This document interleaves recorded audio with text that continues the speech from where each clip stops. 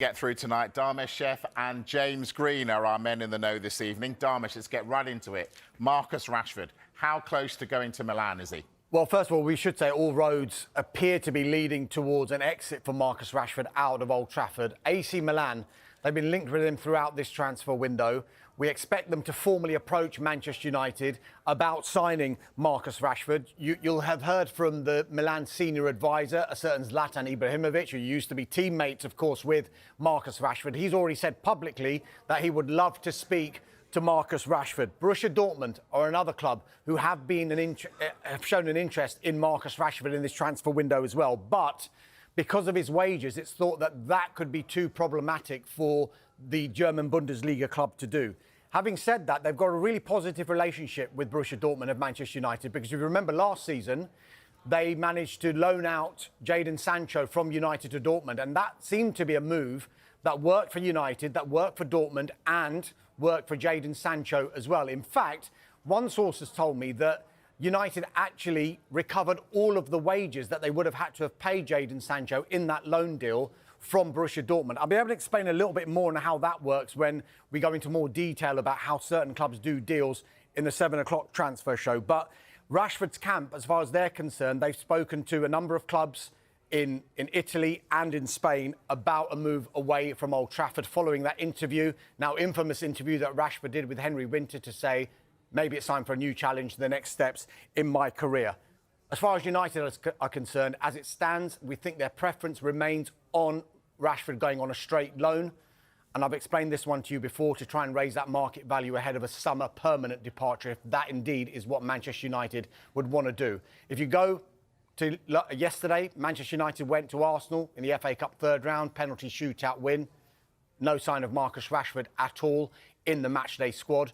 And when Ruben Amorim held his news conference after the game, he was asked the question, has Marcus Rashford played his last game for Manchester United? And his words were, I don't know, we will see. Now, okay. United have an acceptance they'll have to pay a portion of the wages that Rashford is on to any club if he's to go on loan. But I think they want to do a structured deal whereby they incentivise that loan move, they incentivise the wages so that it is good, not only for the club that get him, but good for United too. OK, so James, Rashford linked with Milan. Do they want Kyle Walker?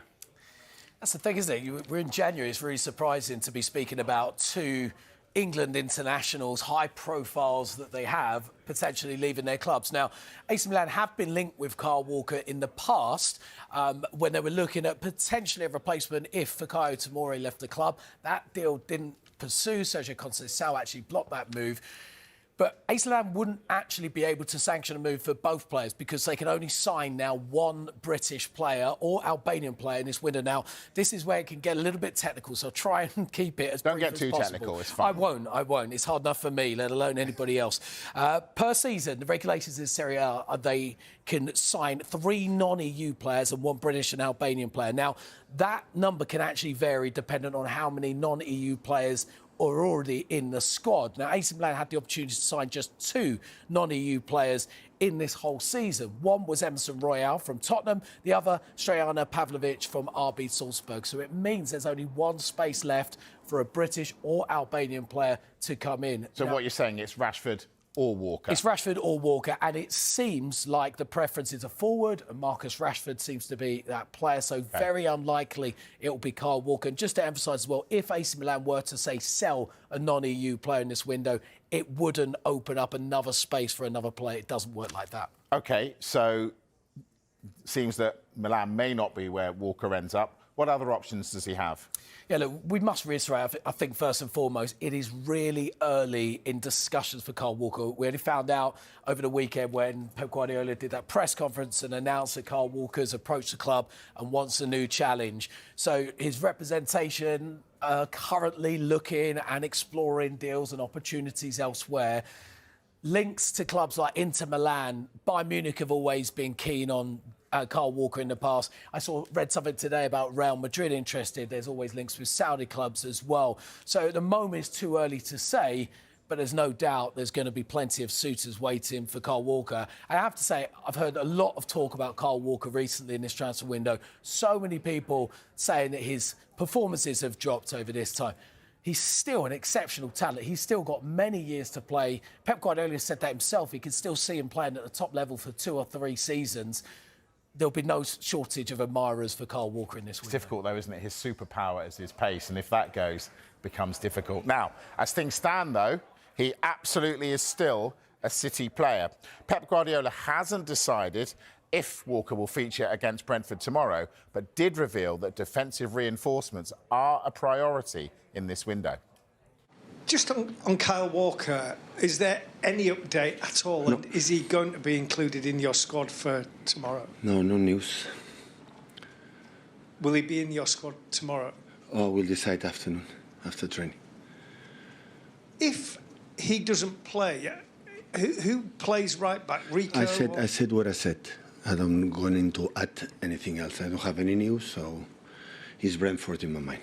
Again, the development since I last spoke to you about this is that obviously what's happened with Kyle and potentially leaving. Does that mean that defensive reinforcements for you become the priority this month? When we are from the beginning of the season, it was the back in the middle, yeah. There's a position up front. We are more or less okay. But back all the season, we struggle a lot, yeah. So he's looking for defensive reinforcements. What about Omar Marmoush? Yeah, Omar Mamoush's been mentioned quite a bit in this window. And look, there's no developments from the Manchester City side of things. But there was something from the Frankfurt boss, Dino Topmüller. He said that it's not out of the question that the player will remain a Frankfurt player come the end of the transfer window. Now, he said that today in his pre-match press conference before his side's game against Freiburg tomorrow. And he said he's expecting the player to start that game tomorrow night. So at the moment... Well, hang on. What's that? Player. Is this not transfer roulette? Is he not just playing poker? Could be playing poker. Look, we never know, but there's always a risk from a selling club when that player is actually playing again. We know the risk of injuries, and that can transform a transfer move tenfold. So, look, it could be...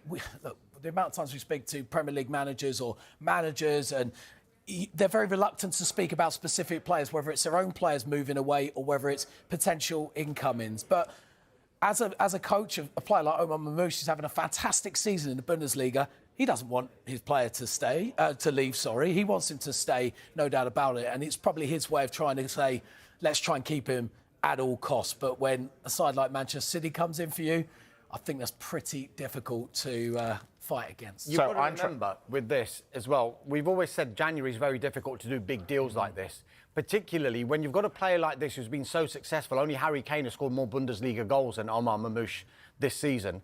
But also that means the club's probably successful as well. So Eintracht Frankfurt are trying to get into the Champions League for next season. And they're going to have a much better chance of getting in the Champions League next season if Omar Mamoush is part of that squad. Now, if they decide, right, it's too good a deal to turn down, especially for the player as well, because the player's probably thinking, am I going to get this opportunity again? Frankfurt will probably think we need to maximise the transfer fee. But by the same token, if they keep trying to play hardball and it goes towards the end of the window, they've also got to think about, right, it's all well and good having 50, 60 million pounds in the coffers. They need to be able to replace someone to maintain that Champions League. And also, City don't get bullied. Remember the Harry Maguire. They'll go to a level and then they'll say, nah, see ya. So we will see. Big difference is this is the January window. And I think clubs who are going to sell in a January window can almost push that price up. And I think City will probably be expecting that because of the timing in the middle of a season. Sure. All right, let's talk Manchester United, Darmesh. Antony, is he off? So we told you last week that there had been inquiries to Manchester United from clubs in Spain and in Greece. I can now tell you that Real Betis and Olympiacos have both made inquiries to Manchester United over Antony. Go back to yesterday, he was in the squad and he seems to feature in most of Ruben Amorim's squads, but he hasn't started a Premier League game all season, let alone under Ruben Amorim. He didn't start under Eric Ten Hag this season either, but he was an unused substitute against Arsenal at the Emirates yesterday. United clearly will consider offers for Antony. The most likely deal I think they'd want to do is a loan, like I was mentioning before with the likes of Sancho last season and Rashford this time around. They want to maintain some sort of market value, but they're clearly not going to get anywhere near the £80 million plus that they paid in the summer of 2022. But if they were to try and sell him in this transfer window, off the back of not starting a Premier League game, what's his market value going to be? If he can go away, play well, score goals, play regularly, come the summer, the market value is going to be a lot higher than it is just now. Or do they do the Arsenal thing and just go, nah, you're off, get rid, like Aubameyang, get rid, take the hit, but have a better culture in the club? Well, I mean, he's been picked in the squad. So with regard to the culture in the squad, I don't think that's been pointed towards Antony under Ruben Amorim. It's just the fact that it just hasn't worked out for him. They don't want him, do they? Yeah, He's not and playing. Real Betis as well, you know why they're in the market for a winger, because they've just sold Assane Diao to Como. So Man United will know that as well, that they're going to try and do as good a deal as they can if it is indeed to be Betis. Randall Kolo Muani been linked with Manchester United. What's the story with him?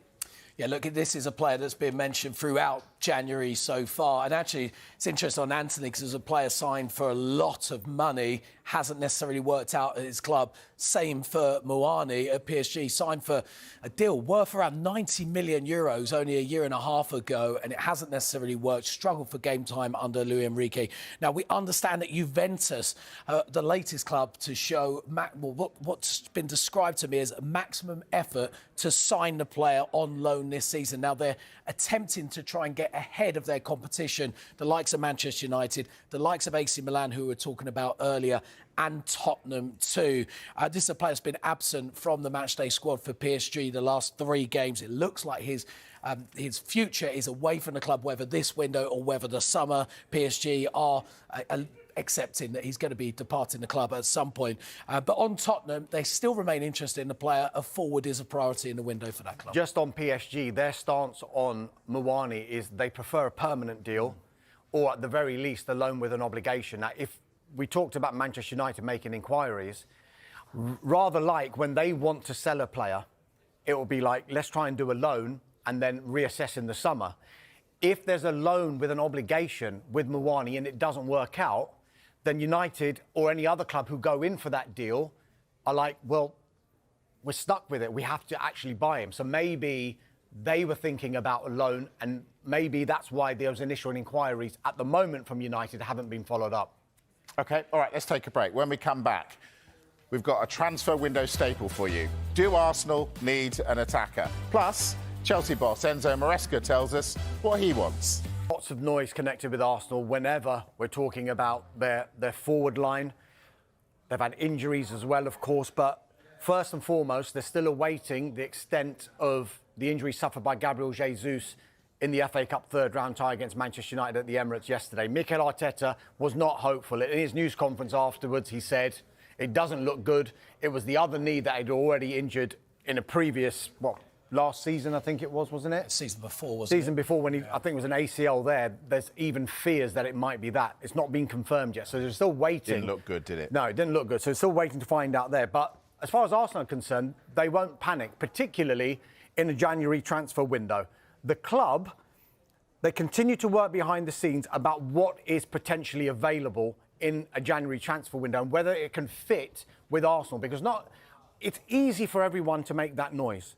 Just bring a striker in and everything is sorted. But the fact of the matter is, when you join in the middle of a season, there's no pre-season. They've got to get used to the teammates, used to the style of play. How easy is it to do a deal of that magnitude that Arsenal would require in a January transfer window? I've been telling you since the start of this window that January was always going to be a reactive window for Arsenal. And yes, you could argue it's time to react because of the injuries that they've got. It's been time and time and time again, Arsenal fans are saying. What Mikel Arteta will do, though, and he's maintained this, is that he will look within first, within the squad. What is available to his squad? Raheem Sterling has just come back from injury, and he can play along the front three. Ethan Nwaneri, he's injured at the moment, but he is going to come back sooner rather than later. Admittedly, Bukayo Saka and potentially Gabriel Jesus are slightly more longer term. But Arsenal are a big club. So let's take a step back here. It's not like they're just sitting there in a January transfer window and not talking about this. They will have targets. Both, they'll have looked at a short-term option, they've looked at a long-term option as well. If it is to be a long-term target, which would probably require a bit of money to be spent, then it's likely that that player they would look at as coming straight into the team and strengthening the team, or at least providing great competition to those players that are there already. If it's to be a short-term option, then you would think that they would want to have someone come in to improve the squad, so that if there is an injury to the front three that they've got at the moment, that gap in quality between who comes in at the moment and the new recruit is going to be closed. Arsenal are definitely looking. Make no mistake about it, but it is easier said than done. Do you know what, Damo? There's so much to talk about Arsenal. Let's get into more of this at 7 o'clock. Arsenal fans, tune in. We're going to dig deep with Arsenal and see what can and cannot be done. All right, let's talk Aston Villa, James. What are they up to? Yeah, let's move on from Arsenal because, yes, we could be here all night, I think, talking about them. Aston Villa, a deal agreed for this man right here, Donyell Malen, 25-year-old forward from Borussia Dortmund, deal worth around £20 million. This is a player that's played appearances about 14 in the Bundesliga this season, 5 goals this season, including goals in the Champions League. Comes in to offer more competition, I think, with Aston Villa competing in Europe as well as in the league, as well as cup competitions, a lot of games.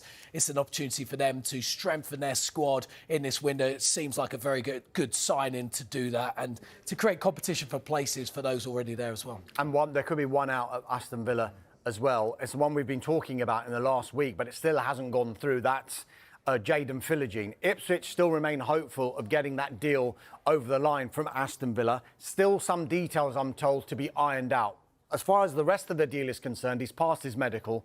He's agreed terms on a 4.5-year contract, and the fee is in the region of around £20 million plus, including performance-related add-ons. It hasn't been done yet. We were expecting it to be fully done and dusted last week. It's slightly been delayed, but Ipswich still remain hopeful that he will become an Ipswich player. Darmish, you were saying that it's not really a domino effect, is it? Because Marlon will be expected to play game time, actually be given game time, whereas Philogene hasn't had hardly any game time this season. I mean, I think the talk of Philogene potentially leaving was already out there even before Aston Villa were thinking about trying to bring in someone like Donyell Malen. Of course, squad size, you could argue, yes, that, one could follow the other, but because he hasn't played that much anyway, and Ipswich had agreed that deal last summer, only for Villa to trigger a matching clause, that it's a long-standing opportunity, but still not done yet. Sure, OK. Normally, we talk about Chelsea, about them buying players, don't we? But the focus seems to be on outgoings this time, and Renato Vega reportedly on their way out. Here's what Enzo Maresca had to say. Chilwell is top fullback, probably doing that kind of job up and down, and give him the opportunity in the past to win titles, to be with the international team. But I struggle to see Ben doing different kind of things. At the moment, I'm not aware that there is an agreement for Renato. The only thing I can say is that yesterday he was here with us working. Today he will be here with us. So that means that at the moment it's our player, and then we see if something happens. I presume he also wants to play regularly as well, does he? Yeah, but I said many times I also want long hair. But we have more than 20 players, 25 players, and they all want to play, but it's not possible. Darmish, why would he want long hair? Don't get it. James, Maresca says he's not aware of any talks. Is that your understanding? You beat me to it. I was going to make that. Yeah, all right, yeah. Move on. Damn, we'll move on. Yes, you're lucky. It's our understanding that Borussia Dortmund have opened talks with Chelsea over a potential loan deal for the 21-year-old defender. Now, this has been reported by Sky Germany. Now, we understand Vega is said to have agreed in principle to the idea of moving to Borussia Dortmund. Now, as we heard from Enzo Maresca, he doesn't know anything at this stage. He did actually say a little bit more and elaborate that this is a player that they've helped develop. They want to push him to playing for his national team too. So one to watch in this window. Real quick, Darmish, West Ham, loads of strikers injured. Are they going to do any business? I think the need for a striker is probably quite high now. Nicholas Füllkrug, the latest striker to be out, looks like it's going to be long-term. We'll talk more about it in the 7, but Evan Ferguson could be a name to look out for. Ooh. Graham Potter gave Ferguson his debut at Brighton. Did. Absolutely did. All right, as Dharma says... What Villa fans, Donyell Malen, we are hearing is going to be through the door. Now, let's get to developments involving Marcus Rashford. AC Milan are expected to formally approach Manchester United over the signing of the forwards. So far, Flex, it has all just been hearsay, really, and an interest, but now we're hearing there might be a formal approach. When you look at all the options that we've heard in terms of interest, a bit from Italy, Como potentially interested, Dortmund have shown interest, West Ham in the Premier League. When you look at all those options, is this starting to look the likeliest and best fit for everyone? Yeah, I think so. In my opinion, when I've started to look at some of the clubs that have been involved in potentially signing Marcus Rashford on loan in this window, AC Milan was the one that stood out to me as a fan and sort of looking at it from an economical perspective as well. Of course, there are a lot of clubs who can't afford to take Marcus Rashford, which was always going to limit the amount of options he was going to have during this window. And Manchester United were always going to have to look at just how much they would probably have to subsidise in his wages, at least until the end of the season, with Marcus Rashford on a reported £300 a week, £300,000 a week, a little bit more than 300 quid a week. But the way he's been playing, but £300,000 a week, yes. There's not many clubs who can subsidise that, and Manchester United would have to fork out probably at least, as a minimum, half of that. And AC Milan, I think, are one of the teams, Kev can enlighten us more, who probably could. I know that Alvaro Morata is their top earner around £160,000 a week or euros a week. So that would probably work out for them. And in terms of the stature of the club and the project, I saw some quotes from Zlatan Ibrahimovic saying, we don't need to convince players to come here. Everybody wants to come to Milan, but obviously he's got his role there. But they are a huge club. And, you look at Tomori there, you look at Ruben Loftus-Cheek there, Tammy Abraham's there, some English lads there that Rashford could, get acquainted with and get his feet under the carpet. And some really good players there. So I think that could work for Rashford. I'm glad you mentioned those English players, so that brings me neatly onto my next question. Just explain to us the EU rules concerning non-EU players and how they affect Italian sides in particular. So this is to do with the FIGC, which is basically the Italian league authority, and this is good old Brexit affecting things because obviously English players are no longer EU players, so they now come under that category. They've already got Strahina Pavlovic, who they brought in, Emerson Royale, who they brought in. They've taken up 2 non-EU slots. However, to kind of soften the blow, there was an adjustment made to the rules whereby you can sign a bonus player from Britain or from Albania. So they've looked at non-EU countries and said, OK, you can sign an extra player, but you can't sign 2. So the situation that Milan are in is if they went for Marcus Rashford, that's fine, but they couldn't then go for Kyle Walker in the same window. So they would have to make a decision between who to pursue. And we are hearing that Rashford is the priority for AC Milan, not Kyle Walker. So speaking of Walker, how does that affect his future? Where else could he go? I've seen reports of Inter Milan, possibly in the sun. Yeah, I think that makes sense in the Inter are always aware of opportunities. They're very, very good at that, at reacting quickly to that kind of thing. His ability to play as a wide centre-back or play as a full-back or a wing-back ties in perfectly with what they do. So that is a move that would make sense. Bayern were linked with him very, very strongly. I feel like that's passed now because they've got options in that right-back position. They're hopeful that Sacha Boey can put his injury problems behind him. So maybe Inter is an option. Just on the Rashford thing, it's really interesting to me, this, because Rafa Leao is absolutely the top player in the position on the left-hand side. And then you look through the middle, Tammy Abraham just got the winner in the Super Cup final against Inter. They've got Morata, but maybe they feel they're going to push up the league and push for the Champions League, they need that strength in depth. Yeah, if he goes there, it'd be fascinating to see if he can force his way into the side. It's not a given, is it? How about some other City targets? Obviously, Walker's probably going the other way, but Omar Marmoush, that's the big one, isn't it, that we've been leading on for the last few days. How confident are you that City will get their man, and how much do you think it's going to cost? Yeah, I think this will happen, and the reason I think it will happen is because City are prepared to pay what Frankfurt want. We spoke last week, didn't we, about they were calm at the moment, Frankfurt, because they didn't really want to let him go in this window. But if somebody gets to around €80 million, which is the kind of figure they want, maybe that could happen. City seem determined to get him. I can see why, because you look at the void that's been left since Julian Alvarez went to Atletico Madrid. Well, here's a guy that can play as a second striker, can play wide, can play through the middle, has incredible pace, incredible skill, strikes the ball beautifully. Yeah. The only caveat would be he's made a massive leap this season. I mean, he's been involved in 21 Bundesliga goals now. Amazing. If you look at his previous seasons at places like Wolfsburg and Stuttgart, he hadn't quite hit that level. Players blossom in different ways at different times. So that would be the only caveat, but he's a very talented player. Oh, you see that he scored actually on the weekend, and I was working. It was looked like a simple finish, but the way he just sort of shifted it and then struck it straight into the net, he looks like he's a really good finisher. Abdul Qadir Husanov, that's how we pronounce it, isn't it? It's a silent K, Husanov. Lawns have accepted £33.5 million plus add-ons for Husanov. He was left out of the side, of the Lens side, on the weekend. So that looks like that is going to happen very, very shortly.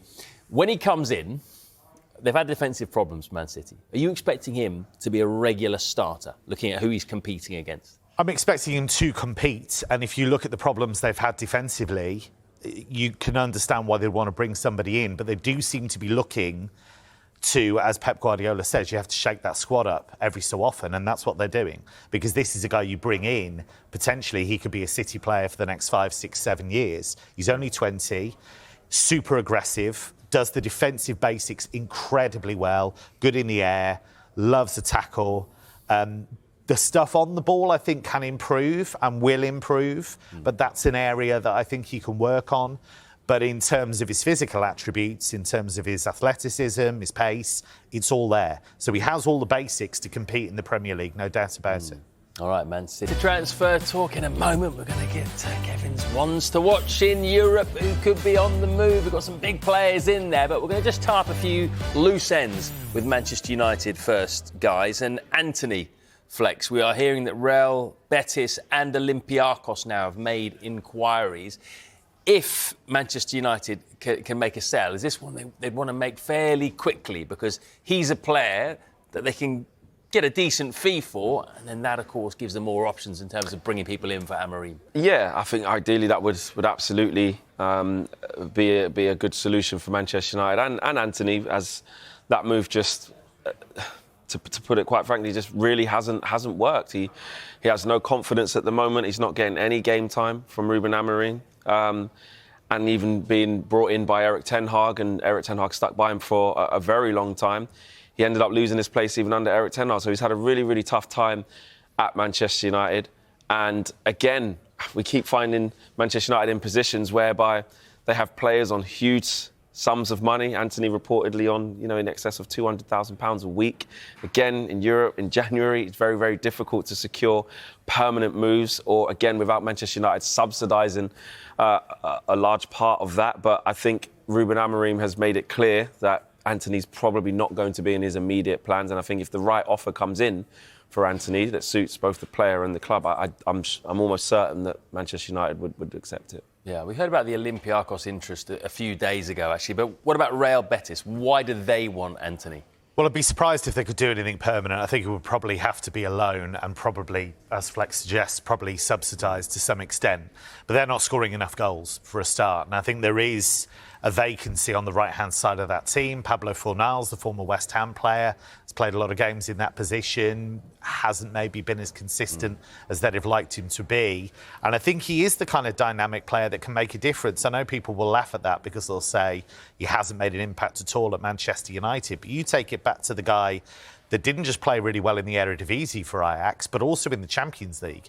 I think that was the reason many people, including myself, thought this would work, because he'd done it at a higher level in the Champions League. So for Betis, if they could bring him in on loan, give them a boost, get a few more goals in, creative-wise, I think that would help. Manchester United are about to make a signing. We are hearing Diego Leon, 17-year-old left wing-back from Paraguay, plays for Cerro Porteño in Paraguay. He's having a medical today ahead of finalising a pre-contract agreement for the summer. That looks like that's one for the future, probably 2, 3, 4 years' time. But, Molly, do you expect that to not be the only left wing-back that Manchester United sign this January? I'd be amazed if it was. I mean, Ruben Amorim's style of play, that 3-4-3 setup, they need they need high energy wing backs, quite frankly. I think, you know, both ends of the pitch. Diogo Dalot did a good job, in fairness, against Liverpool at Anfield, but I can't see him occupying that position on a full-time basis. Ahmad will return to right wing back on a longer term basis as well. So I think creativity on the left is badly needed, and that's not going to be satisfied for Ruben Amorim in just one player. Yeah, there's possible interest in Nuno Mendes from PSG as well. So anything happens there, we will let you know. Right, in terms of players from Europe who could be on the move, Mr. Hatchard has picked out a few names for us. Let's go through them then. One of the biggest names, Kavica Kvaratskhelia. What an exciting player he is. The noises seem to be that he might be going to PSG.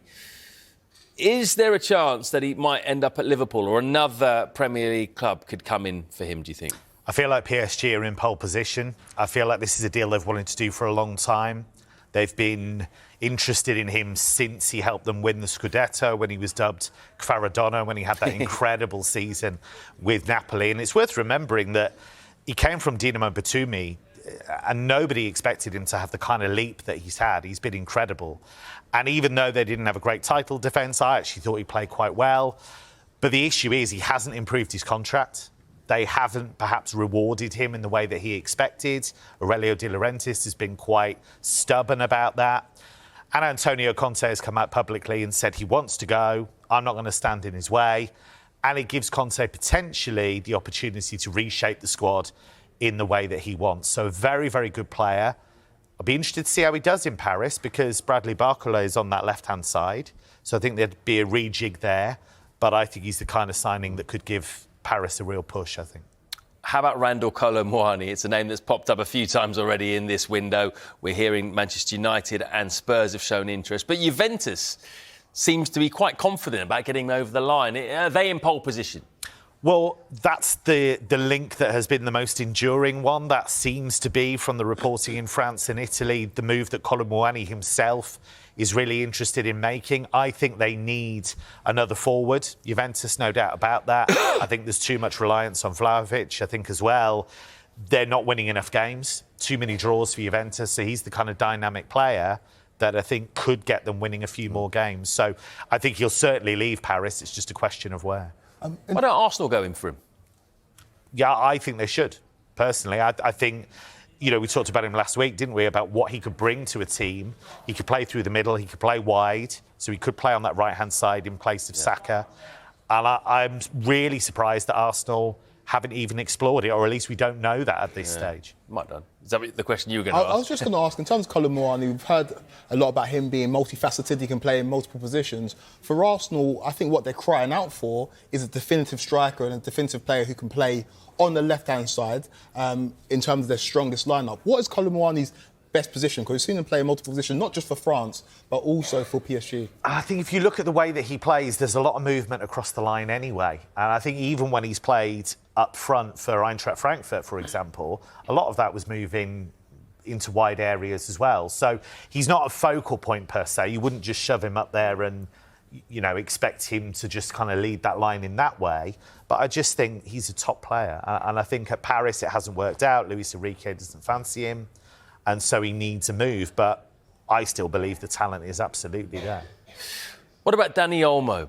Because it's kind of player, if he's available, you would think almost every big club in the world is going to try and get him. Is he definitely staying at Barcelona now? Is that all sorted out, or is there a glimmer of hope? Is the door slightly open? The door isn't open because, but it's one to keep an eye on. The reason it's one to keep an eye on. So, as we spoke last week, Barcelona was still trying to get his registration sorted. What's happened is they went to the courts and the courts said no.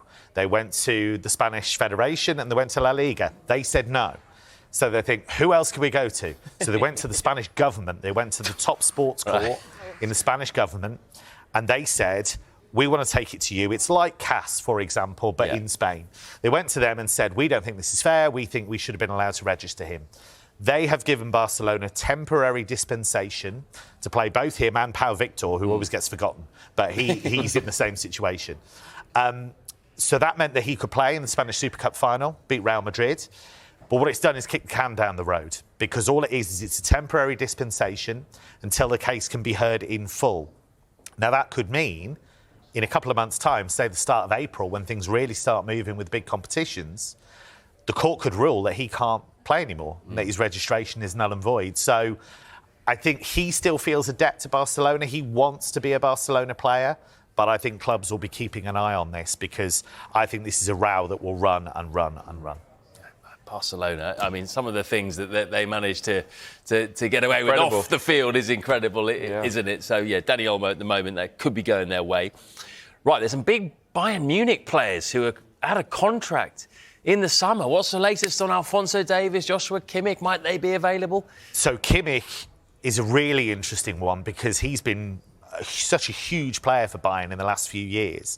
I think he was really upset by how things went under Thomas Tuchel. I think he felt sidelined. He played a lot of right back. Sometimes he didn't play at all. He's quite an emotional guy, Kimmich. He feels it all. And I think he felt really out of sorts under Tuchel.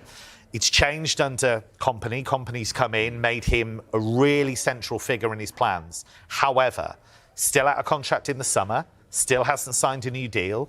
There was an interview with him after the Gladbach game at the weekend, and he said, look, I'm a lot happier than I was, but I have to decide where can I be the most successful in the next few years of my career. So he's made no concrete statement at this stage. Now, I think it all bounces off each other, this, because Alphonso Davies, out of contract, similar situation, loving life under Kompany, a lot more receptive to Bayern than he has been, but Real Madrid waiting in the wings as well. But I think they're all looking at each other and thinking, well, if he signs, maybe I'll sign.